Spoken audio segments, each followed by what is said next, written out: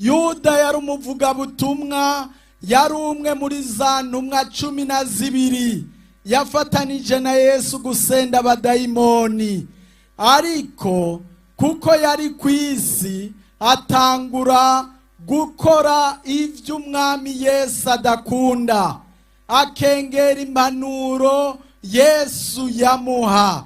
Yesu yaramukebura kugira ngo azoshobore gushika mu ijuru. Ab'ingunzi y'amahera turashima Imana kubw'ijambo ry'Imana ryaje mu Burundi bwacu. Ijambo ry'Imana ryo rihindura umuntu rikamugira musha. Birazi ko bivuga yuko rimeze nk'inyundo imena, ikamera nk'inkota ikeba irya nino kongera igacumita, igasuzuma ibisigarira byose by'ibyaha byasigaye mu muntu. Uwo muntu rero ijambo ry'Imana ribonye kantu rikamwongora kumva ijwi rimwabwiriza ko hari cyasigaye, kimubuza kuba musha, kimubuza kuba umugororozi, kimubuza gusengera muri muhemu, kimubuza ingabire, kimubuza amahoro n'umunezero mu bandi, akaba abaye ikintu capfuvye. Turiko turamamaza ivy'ubwami bw'Imana, turiko turamamaza ugukiza k'umwami wacu Yesu abohora abantu biwe kugira ngo bakire. Ariko kandi twiteze kuja mu bwami bwo mwijuru. Nico gituma umuntu wese ari hano akwiye kumva iryo tegeko cyangwa ibwirizwa yuko akwiye gukunda mugenzi we. Twebwe murazi yuko turaba Pentekote, siko twitwa abantu bakijijwe neza. Amen.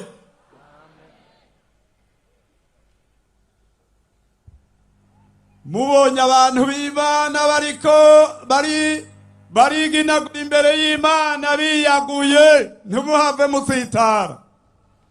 Iyo umuntu atagenda yamazi ko iwabo ariho bateka neza gusa, ntamenya ko hari ibindi biryoshe vy'ahandi. Ariko rero narababwira ngene bikwiye kugenda ku murongo wa 23. Aramvuga ati ariko ibihari by'ubufu n'ivy'ubutunzi ntukavyemere, uzi yuko bivyara intonganya. Kandi umushumba w'umwami wacu ndakwiye kugira gute? Nakwiye gutongana, ntakwiye gutongana. Ishure ry'abarundi bose ni ishure ribategurira guca bugufi, guhariranira, gusubiza hamwe, iterambere hamwe no kuroranirwa. Tubandanye urugendo maze tugaruze umunezero Satani yatunyaze. Uno munsi nta byinshi mvuga, ariko mwese musanzwe muzi ibiriko biraba mu ishengero rya Pentekote. Twamasuza turabicisha ngaha.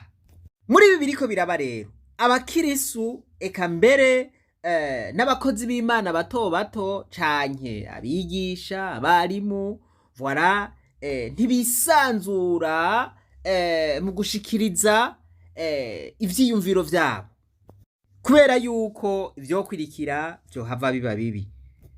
Uno munsi rero nagomba ndabashikirize message canke ubutumwa bw'umukirisu umwe wo mw'ishengero rya Pentekote ry'Ibujumbura. Uwo mukirisu rero asengera mu bubwiriza bumwe, ntiriwe ndavuga izina, ariko yagize ati ubu butumwa ndasavye mu bumpere abungere babwumvirize. Ati ndabubarungikiye nisunze ibiriko birabera mw'ishengero rya Pentekote. Ati ko ijambo ry'Imana ari nyundo, ari umuriro, ati ndizeye yuko rishobora kubafasha. Imbere yuko rero mwumviriza iri jambo ry'uyu mukirisu, ndabasabe mubaze mwumvirize ubutumwa buvugwa n'ababungere. Turashitse ku munsi uhereza iyindi minsi y'igikorane, kandi ijambo ry'Imana Imana yashize mu mutima wanje niri ni umunsi wa nyuma, nijoro rya nyuma Yesu aja ku musaraba. ijoro rya nyuma Yesu aja ku musaraba. Muri iryo joro rya nyuma yabonanye n'abantu bane babonanye. Abo nibo tugira tuvugane ko muri aka kanya gatoyi. Nawe kuri uyu munsi wa nyuma uhagararanye na Yesu, uraja gutora muri abo bantu bane uwo wifuza ko woba nkawe. Dusome ijambo ry'Imana mu butumwa bwiza uko bwanditswe na Luka igice ca 23 umurongo wa 42. Kandi aravuga ati, urahavuze unyibuke Yesu aho uzozira mu bwami bwawe. Aramwishura ati, ndakubwira ukuri, uyu munsi urabana nanje muri paradiso. Nsomye umurongo umwe kuri aba bantu bane, ariko nashaka kuvuga uwa mbere n'umuntu yitwa Yuda. Uyo Yuda barabonanye na Yesu muri iryo joro bucaja ku musaraba. Hanyuma Yuda yari yaronse ibakwe nkiri nanje mubona ndonse uno munsi. Yuda yari umuvugabutumwa, yari umwe muri za ntumwa 12 yafatanije na Yesu gusenda abadayimoni. Ariko kuko yari kwisi atangura gukora ivyo umwami Yesu adakunda, akengera impanuro Yesu yamuha. Yesu yaramukebura kugira ngo azoshobore gushika mwijuru.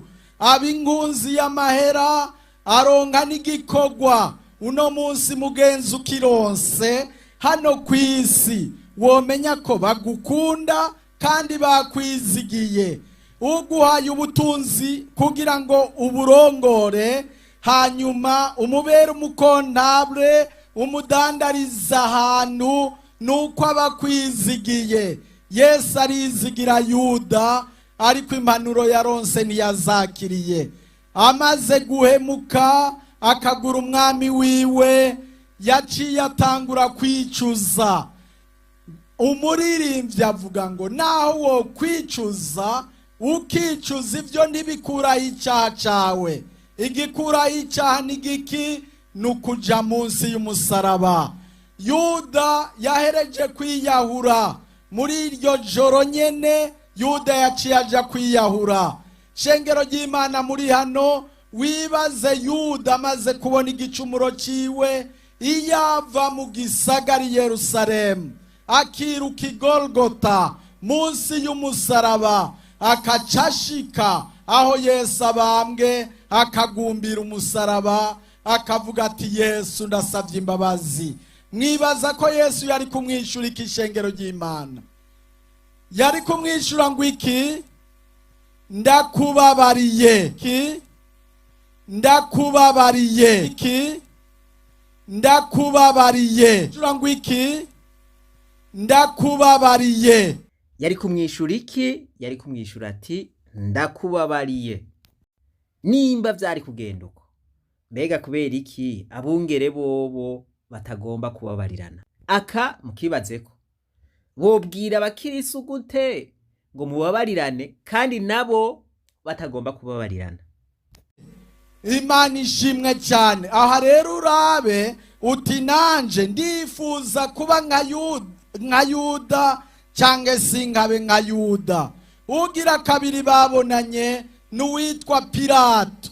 Mu Gifaransa bavuga ngo face à face. Yesu ahagaze imbere, Pilato ahagaze imbere ya Yesu, bararabana. Ijambo ryavuye muri Pilato niriki? Nirivuga ngo Yesu yitwa Kristo, ndamugirene. Mw'abantu mukoraniye hano shengero ry'Imana, menya kwisi itazokwemerera guhagarara ahantu habiri. Nizokwemerera kuba uw'Imana n'ukuba uw'isi. Isi zoguhitishamwo gutora hamwe. Pilato isi yaramutegetse, iramubwira iti, mubambe. Nico bamutegetse. Pilato acagerageza kugwana nguko uno munsi kuri uyu munsi wa nyuma bishoboka kuja gukora ukarondera urwitwazo rundi rwotuma witwa umukristo kandi ukaguma uri uw'isi. Pilato yagwanye gute? Intambara ya mbere yavuze ati reka Yesu amva imbere ndamurungike kwa Herode. Abonye Yesu agiye kwa Herode yumva umenga araruhutse. Nawe ubonye hari icyo uja gukora wo kumva umenga uraruhutse, ariko ikikuruhura ni kimwe gusa, ni ukwihana ibyaha byawe. Ariko mu kanya gatoyi ajya abona Yesu baramugarukanye. Intambara igira kabiri yari afise uwitwa Baraba. Ati ndabamba Baraba ndekure Yesu. Isi iti namba rekura Baraba ubambe Yesu. Hanyuma intambara igira gatatu ya Pilato yavuze ati ndamukubita hanyuma ndamurekure, ariko asozera abamba Yesu. Nagira ndagusabe wewe wicaye kuri uyu munsi wa nyuma, uja kuba Yuda cyangwa uja kuba Pilato? Ugira gatatu n'umuntu yitwa Herode. Herode yari yaramvise ubutumwa bwiza bwa Yohana Umubatizi. Ubwo butumwa bwiza nta kindi bwavuga ngo ni wihane kuko ubwami bw'Imana buri hafi. Burabwira Herode buti ni wihane kuko ubwami bw'Imana buri hafi. Iryo jwi rirababaza Herode, aca arondera uburyo iryo jwi rizima, nuko yaciye yica Yohana Umubatizi. Uno munsi hoba hariyo predikasiyo utifuza kumva kuko ikuraba. Hoba hari ubutumwa bwiza utifuza kumva kuko bukuraba. Icyo urondera nuko hoba silence, ntibasubire kuvuga ubwo butumwa bwiza. Iri jambo ry'Imana muraryumvise, ariko nibaza yuko na bwa butumwa bwarungikwa n'umukirisu wo mu bubwiriza bumwe bwa Bujumbura, muza gusanga bifitaniye isano nibi umwungere wo mu Kayogoro ariko arigisha. Nk'ubu mwoca baza abungere, babungere 15 ati mweho mwifuza kuba bande?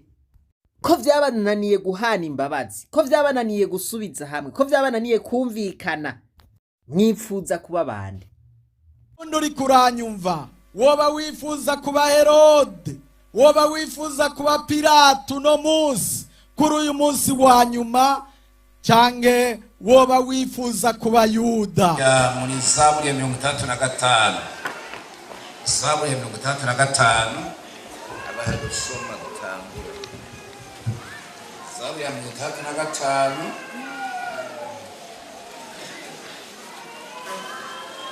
urasoma ku murongo wa 4. Zaburi ya 35 kuri 4 umugoro w'amajana 554 avuga ngo hahirwa umuntu utoranya ukamwiyegereza yangwa abe mu nyubakwa zawe, tuzohazwa ibyiza byo mu ngoro yawe. Vyahera ho mu rusengero rwawe. N'aya majambo hano mwumvise ko agarako mu gusenga kwacu kuno munsi, n'iri jambo Dawudi yavuze ngo hahirwa umuntu utoranya ukamwiyegereza. Hari gutoranywa no kuvanwa mu bandi, bakagutuma urutoki ati wewe siko ukaza guhabwa ikintu c'igiciro uvuye mu bandi kandi abarusha ubutore. Mbega Dawudi niwe ari mukuru?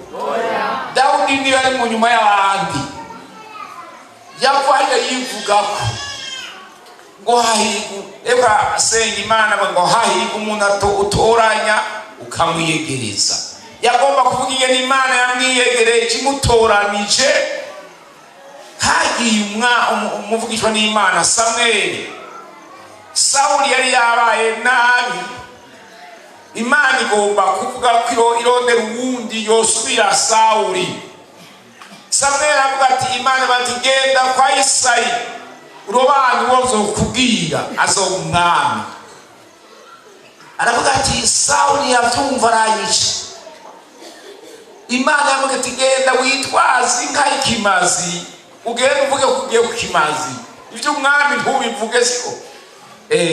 Aragenda ashika kwa Isayi Betelehemu, asanga Isayi ati abana bawe naba, abana ba Isayi abana bawe naba, ngomba turye ikimazi turi ku kimazi ariko mbonye abahungu bawe. Ahamagara intore imfura nawe yatoye niyo hamagara umuhererezi abona imfura wa kabiri. Ahamagara abahungu barebare bakuze baragamagama, aribaza ati nukuri nta wundi koko Imana yashimye uyu ngende yabonye ikireho n'ubwiza n'ubukayangana n'uburebure n'ubasha n'ubushobozi n'ubunini kumure ubwama, agiye kumucunjura ko amavuta uhora aravuga ati suyo suwa sinatoranije. Imana ngo jewe sindaba nk'abantu, yagomba kuba ati waravye nk'umuntu vyoshoboka yuko atabajije ati Mana mbega uwambe ni wewe aza kuba umwami canke ni wa kabiri ninde yoba ataronse umwanya kubaza. Ariko haza uwa mbere Mpwemu aramwanka, haza n'uwa kabiri aramwanka, n'abandi bose arabanka. Ariko aravuga ati nta wundi, aravuga ati nta nawe hariya kandi gahungu kari hariya mw'ishamba kuragira ku ntama, nako nyene kazane naho ari uko nituri burye ku kimazi katarashika. Hanyuma rero baragahamagara, urabona agahungu kamwe kanuka intama n'imisasu byazo n'ubunuke bw'amavizi y'intama canka y'impene, n'ibyoya bwanje byikutako n'akayi kanuka ishamba. Karaza ukageranije ko bakari gafise urushatsi, kaza kaduduza kagiseruka hariya. Mpwemu arataka ngo wa wundi n'uyo haguruka umusozi w'amavuta, aramutoranya. Arumva rero ko ari we. Mpwemu yera aramwemeza, bakuru be bamuzungurutse naho bari bakuru. Mpwemu yavuga ngo wa wundi n'uyo, ahaguruka kumusuka kw'amavuta. Aravuga ngo hari umuntu utoranya, niwe yatoranijwe ngo umwami mu gicingo cya Sawuli. Naho byaciye kure, Imana yabivuze ko ari we Imana yagomwe azoba umwami. Yavuze ngo hariho uzokuruta. Ukuruta yamaze kwirondera ukuruta, ntiyamurusha ubukuru, ntiyamurusha uburebure, ntiyamurusha ubushobozi, ntiyamurusha ubwenge, ntiyamurusha kuba munini wa kera. Oya, Sawuli yari muremure ariko itoranya Dawudi ngo abe umwami, anezereza Imana mu byo yakora byose. Niwe Imana yahaye ububasha n'ubushobozi gutatura iminwe y'intambwe, iminwe y'idubu. Yari ubushobozi bw'abikomeye cyane. Aravuga ngo hari umuntu utoranya ukamwiyegereza. Namwe mbega twaratoranije? Hari iwacu hariho benshi, hariho abamuvukana benshi batahamagawe, batatowe, batabikunze, batabishoye, batavyemeye, basigarayo. Uri umuhirwe wewe wumva ko watoranijwe n'Imana, uri umuntu w'Imana. Ngo hari umuntu utoranya ukamwiyegereza, ukamushira hafi yawe. Iyo ari hafi ayagana Imana, uyagana Imana, Imana mugakebukana ikakubarira amabanga, kuko watoranijwe ukemera Imana ukayisenga y'Imana, wayishije kuyimenya. Rero uri mu ngoro y'Imana, kurya umutsima w'Imana. Niwe mwanze muri umutsima wahiki inkomezi kurwanya Satani, inkomezi gukorera Imana, inkomezi kuririmba, inkomezi gusenga, inkomezi gukora Imana ku murango no mw'ijoro, kuko ari ijambo ry'Imana. Urirye usubire urirye riraryoshe ko muri inyatsi riraryoshe rirasosa rirasosa. sangira umurongo duhagararako. Ijambo ryanditswe hariya mu gitabo cy'ubutumwa bwiza bwa Yesu bwanditswe na Yohana igice 13 ku murongo wa 34 havuga ngo ndabaye icyagezwe gisha nimukundane nk'uko nabakunze abariko namwe mukundana. Nimwagiriranira urukundo niho bose bazomenya ko murabigishwa banje. Turongera ko irindi jambo ryanditse mu cete ca mbere ca Bikorinto igice ca 12 umurongo wa 25 havuga ngo kugira ngo umubiri ntiwireme ibice ariko ingingo zibabarane kumwe, kandi urugingo rumwe iyo rubabaye ingingo zose zirababazanywa nagwo, canke iyo urugingo rumwe ruhawe icubahiro ingingo zose zihimbaranwa narwo. Namwe muri umubiri wa Kristo, kandi umuntu wese wo muri mwebwe n'urugingo rwiwe. Yesu nashimwe. Niri jambo rero turose Yesu yatanze icyagezwe cyange itegeko, aravuga ngo ndabaha icyagezwe gisha nimukundane nk'uko nanje nabakunze, kandi nimwagiriranira urukundo niho bose bazomenya ko murabigishwa banje. Imana ishimwe. Rero iri ni itegeko ry'umwami wacu Yesu ku muntu wese ariko araja mu ijuru. Murabona dufise igikorane kinini, turiko turamamaza iby'ubwami bw'Imana, turiko turamamaza ugukiza k'umwami wacu Yesu abohora abantu biwe kugira ngo bakire, ariko kandi twiteze kuja mu bwami bwo mu ijuru. Nico gituma umuntu wese ari hano akwiye kumva iryo tegeko cyangwa ibwirizwa yuko akwiye gukunda mugenzi we. Hari umuntu umwe i Bujumbura yari afise umufiance, umuhungu amucaguye acagenda i Buraya hari kera. Ashitseyo ariyo amatelefone ntiyari bwakomere nk'ubu. Ashitseyo harageze igihe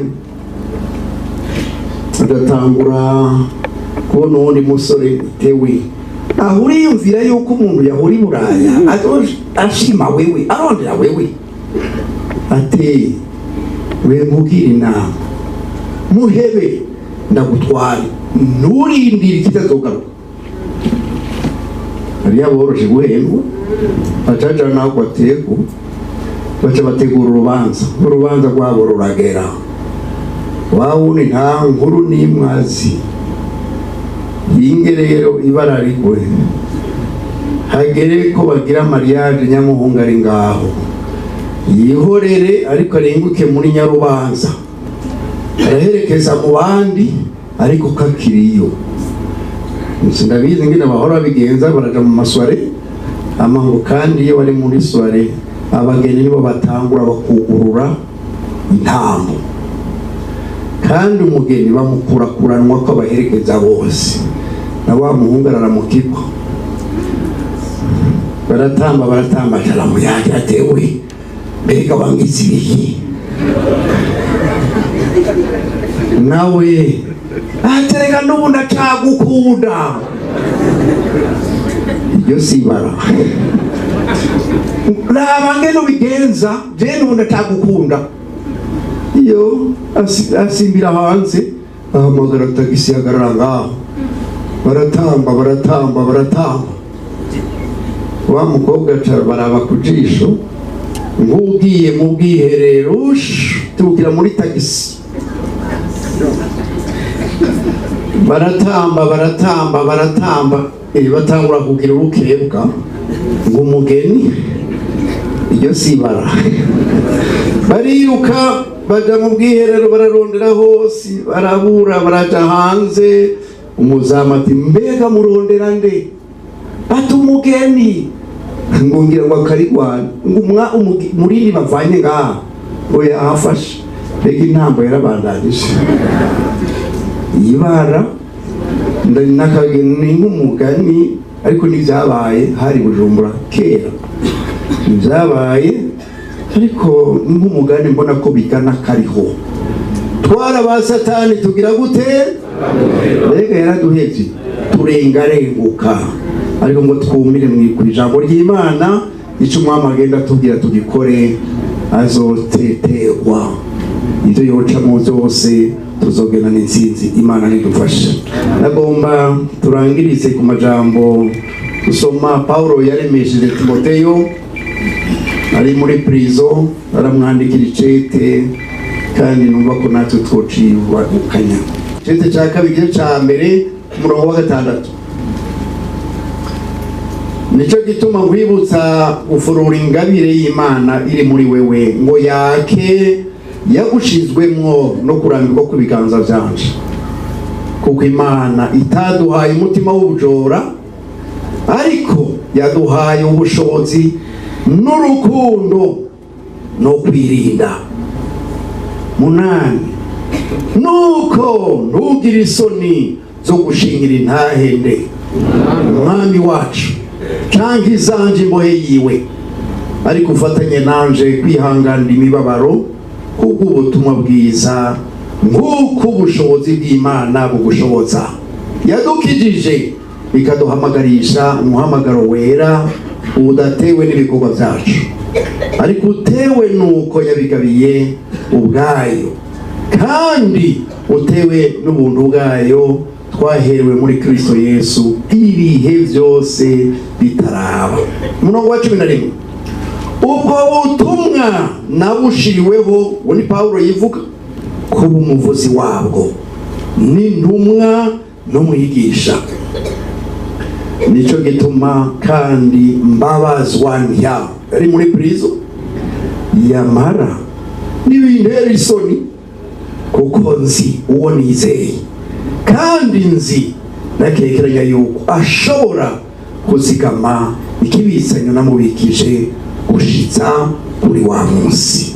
Umurongo wa mbere kuri 2 igice ca 2 naharavuga ngo weho mwana wanje amusumwa uko ari umwana wiwe koko n'ubu ugirira ubushobozi mu buntu buri muri Kristo Yesu, kandi ivyo wanyumvanye mu maso y'ivyabona byinshi ubishikiriza abantu ukwizigirwa bazoshobora kuvyigisha n'abandi. Ufatanye nanje kwihanganira imibabaro kuko bikwiye umusoda mwiza wa Kristo Yesu. Nta musoda yikwegera mu vy'ubugingo ngo azahimbarwa mwandika ibusoda, kandi iyo umuntu arushanywa ntahabwe igitsibo shiti arushanijwe nk'uko byagezwe. 8. Umurongo wa 8. Wame wibuka nde? Yesu Kristo.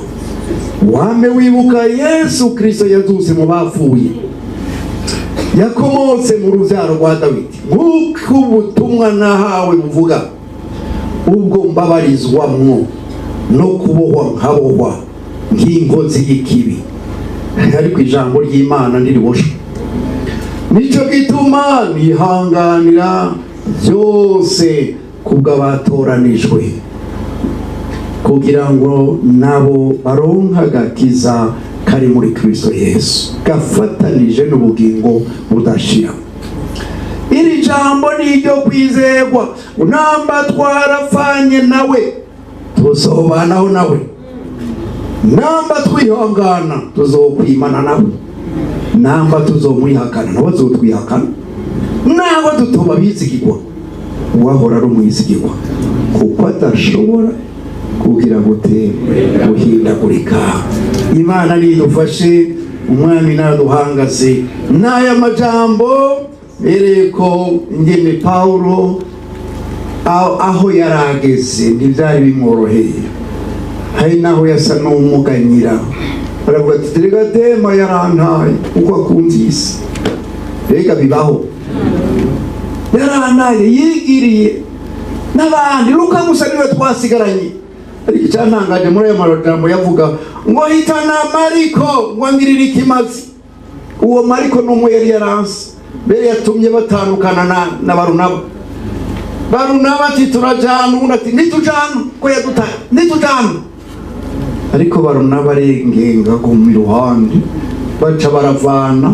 Ariko kwiherezo naranezerewe, haraho umuntu umenga bahimsa akahebwe, ariko haronetse abihangana. Uku yaravyuka, ariko rimwe na rimwe hari umuntu akagira ngo byaranse twengenge naruhebwa arashobora gukizwa. Imana nidufashe umwama duhangaze. Hamwe n'ivyo rero hariho umunyamabanga mukuru w'amashengero ya Pentecote mu Burundi, kuko niwe ivy'ababungere banamye canke bateguye niwe abishira mu ngiro, kandi ari ico tugomba gutuma muri leta niwe dutuma. Hashina huyo Kiremba kugeza uyu munsi mpagaze aha kanisa la Kiremba mpaka wasai ninaposimama mahali hapa, nta mwungere w'ishengero n'umwe rifise. Hakuna mchungaji wa kwanza ambaye wako naye, kuko umwungere wa mbere yaritavye Imana, kwa sababu mchungaji kiongozi wa kanisa lile alishakufa. Ico twebwe nk'inama nkuru y'amashengero ya Pentecote mu Burundi ahari hakwiye ko twokora, kitu ambacho halmashauri kuu ya kanisa la Pentecote nchini tungefanya, kwari ukubanza gushinga umunsi wo kuganduka kubitavye Imana. Ilikuwa kwanza ni siku ya kumaliza kilio kwa yule aliyefariki, hanyuma hagashirwaho inzego z'abungere, mwisho waweke mchungaji mwingine kiongozi.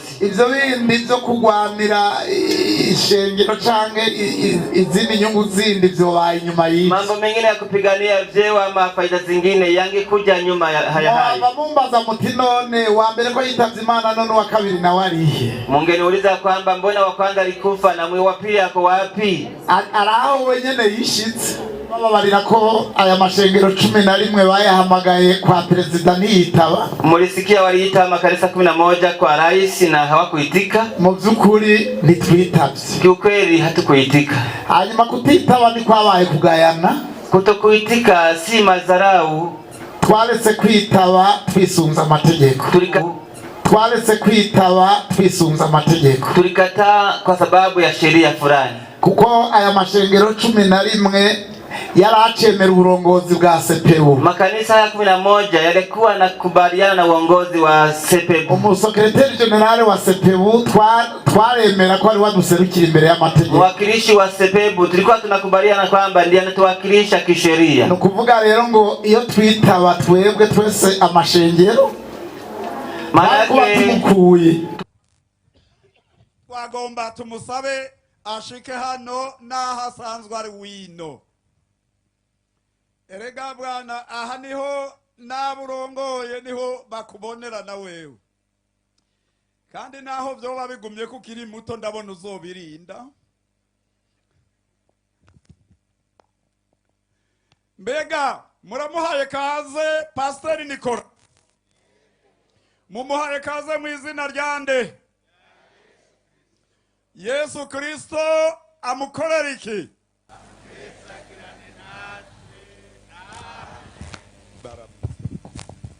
Yesu Kristo nashimwe. Amen. Kurora ibiganza dushire hejuru izina rya Yesu. Turabaramukije amahoro ya Yesu Kristo abaganze mwese, kandi turabipfurije igikorane ciza. Mwami Yesu azobakorere byose neza. Murakoze cyane, Yesu abaho umugisha. Twebwe murazi yuko turaba Pentecote, siko twitwa abantu bakijijwe neza. Amen.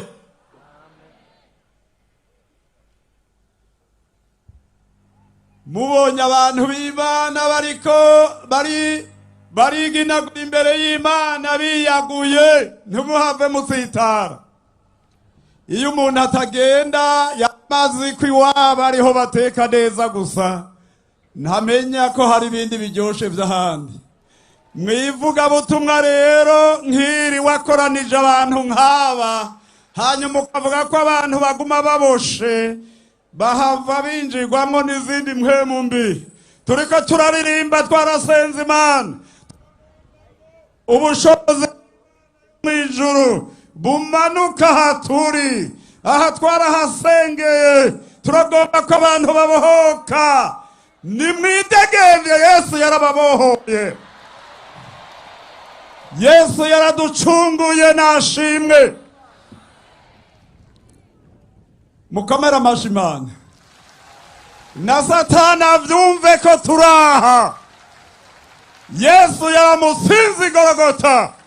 Nuko rero nagomba ndabashikirize ubutumwa bwa wa mukirisu wo mu bubwiriza bumwe mu bubwiriza bwa Bujumbura. Arandika avuga ati: amahoro y'umwami Imana aganze imitima yacu twese. Muri kino gihe rya shengero rya Pantekote rirongorwa na mpwemu yera rimaze iminsi ririko riraca mu bibazo bitewe n'impwemu yo kutumvikana kw'abungere, sinkekeranya namba, nzi neza ko ari igitero ca Satani. Ndizera ko iri jambo rizoshikira abungere bacu, kandi dusengere dukobeje ishengero ryacu rya Pantekote. Mwibuke amasengesho yimura imisozi.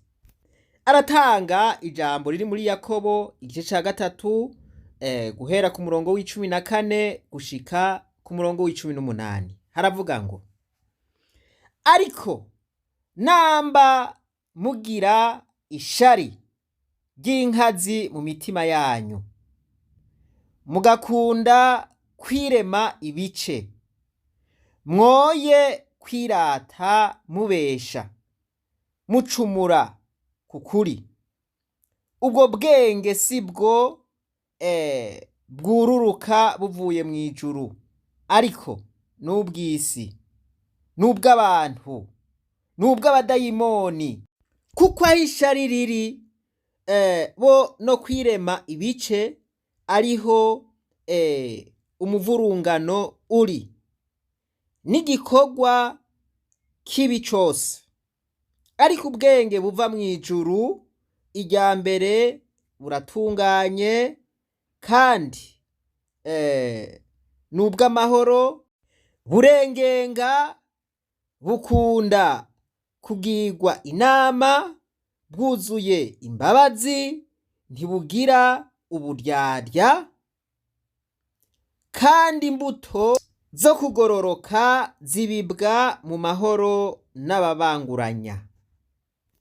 Nuko nimushenguruke, turashikanye rero ubutumwa bw'uyu mukirisu wo mu bubwiriza bumwe mu bubwiriza bugize ishengero rya Pantekote ry'i Bujumbura.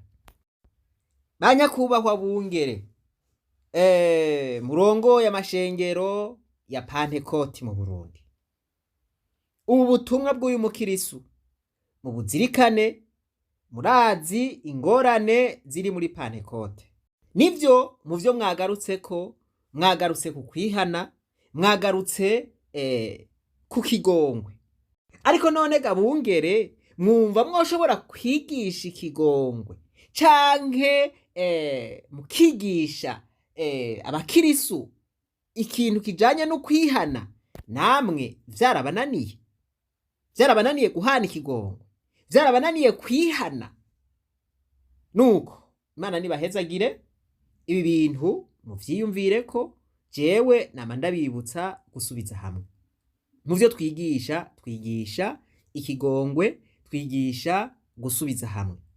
Voilà, ijambo ry'Imana riravuga ngo uwanse guharira mugenzi we na data wo mwijuru ntazomuharira.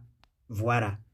Nuko rero ngoma ndabibutsa, nimuje hamwe muvugane ikibazo kiri mu ishengero rya Pantekote, mugitorera inyishu, musabane imbabazi, musubize hamwe.